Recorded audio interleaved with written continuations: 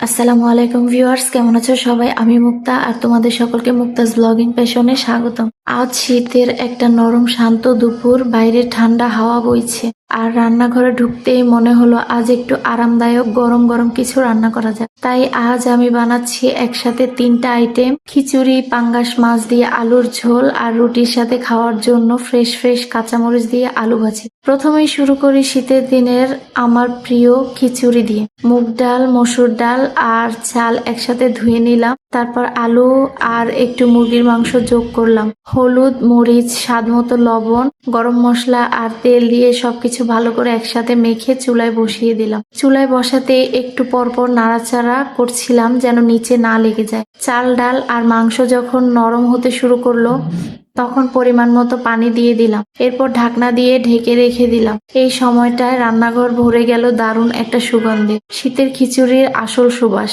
এদিকে খিচুড়ি রান্না হতে হতে অন্য চুলায় আমি শুরু করলাম আমার ছোট ভাইয়ের প্রিয় পাঙ্গাস মাছ দিয়ে আলুর ঝোল রান্না। মাছ আর আলু ধুয়ে কেটে প্রস্তুত করে নিলাম।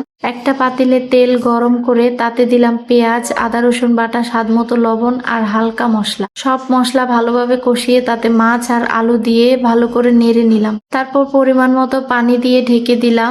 মাছ আর আলু সুন্দরভাবে সেদ্ধ হয়ে গেছে। ধীরে ধীরে ঝোল ঘন হয়ে এলে নামিয়ে নিলাম। সবশেষে বানালাম সহজ একটা তাজা কাঁচামরিচ দিয়ে আলু ভাজি। আলু ভাজি গরম গরম রুটি দিয়ে খেতে বেশ লাগে। যাকে রান্না শুরু করা যাক। প্রথমে একটু তেল গরম করে তাতে আলু আর কাঁচামরিচ দিয়ে দিলাম। হালকা লবণ, সামান্য হলুদ, তারপর ঢেকে রেখে দিলাম কয়েক মিনিট। একদম ঘরোয়া কিন্তু রুটির সাথে দারুণ লাগে এমন একটা ভাজি তৈরি হয়ে গেল তোমাদের সাথে কথা বলতে বলতে। এই তো 3টা রান্নাই যখন একসাথে নামালাম, সত্যি কথা বলতে শীতের দুপুরটা পুরো জমে গেল। একদিকে গরম গরম খিচুড়ি, অন্যদিকে পাঙ্গাস মাছ দিয়ে আলুর ঝোল আর রুটির সাথে ঝাল ঝাল আলু ভাজি। তোমরাই বলো কেমন হয়েছে?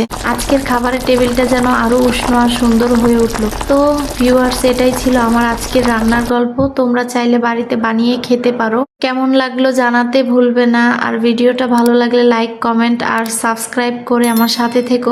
দেখা হবে পরের ভিডিওতে ইনশাল্লাহ। সে পর্যন্ত সবাই ভালো থেকো, সুস্থ থেকো। টাটা, বাই বাই, আল্লাহ হাফেজ।